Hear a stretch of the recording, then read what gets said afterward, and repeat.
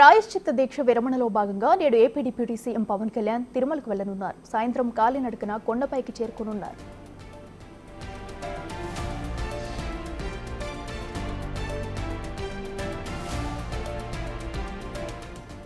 శ్రీవారి లడ్డూలో కల్తీనే జరిగిందనే వివాదం దేశవ్యాప్తంగా సంచలనంగా మారింది. ఇదే క్రమంలో AP deputy CM Pawan Kalyan ప్రాయశ్చిత్త దీక్ష చేపట్టారు.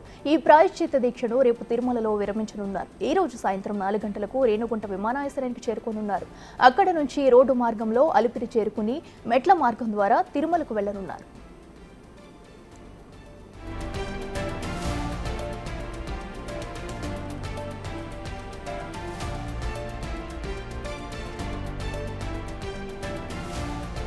రాత్రి 9 గంటలకి కొండపైకి చేరుకోనున్న పవన్ రాత్రికి అక్కడే బస చేయనున్నారు. ఇక రేపు ఉదయం శ్రీవారిని దర్శించుకున్నాక దీక్షను విరమిస్తారు.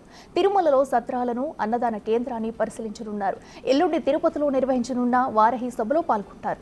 తిరుమల లడ్డు వివాదంపై వారహి సభ వేదికగా డిప్యూటీ సీఎం పవన్ ఏం ప్రసంగిస్తారని ప్రజలు ఆసక్తిగా ఎదురుచూస్తున్నారు.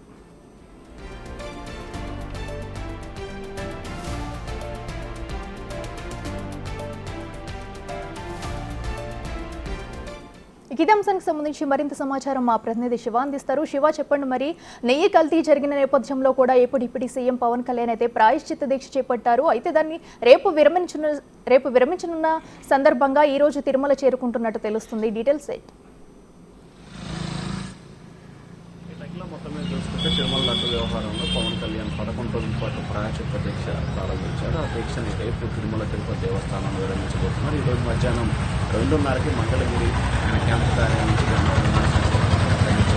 రేణుగుంట చేరుకుని మెట్ల మార్గంతో చేరుకుని అక్కడ ప్రత్యేక పూజలు నిర్వహించి అక్కడి నుంచి మెట్ల మార్గం ద్వారా నడకదారి ద్వారా తిరుమల తిరుపతి దేవస్థానం పైకి 9 గంటలు చేరుకుంటారు. ఈ రోజు రాత్రి అక్కడే బస్ చేసి రేపు ఉదయం 9 గంటల సమయంలో తిరుమల శ్రీవారిని దర్శించుకొని దీక్ష విరమిస్తారు.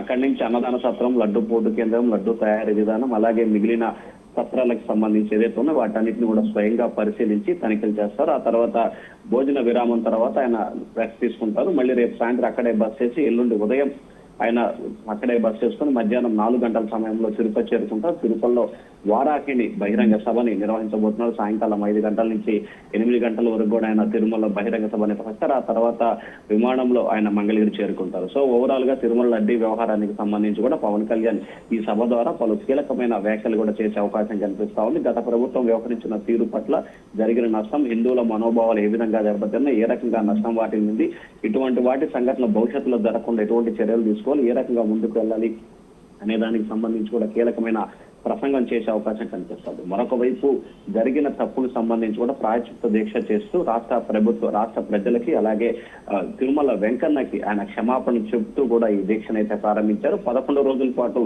ఈ దీక్ష కొనసాగుతుంది కాబట్టి రేపు ఆయన దీక్ష విరమించబోతా ఉన్నారు. అఖిల. రైట్.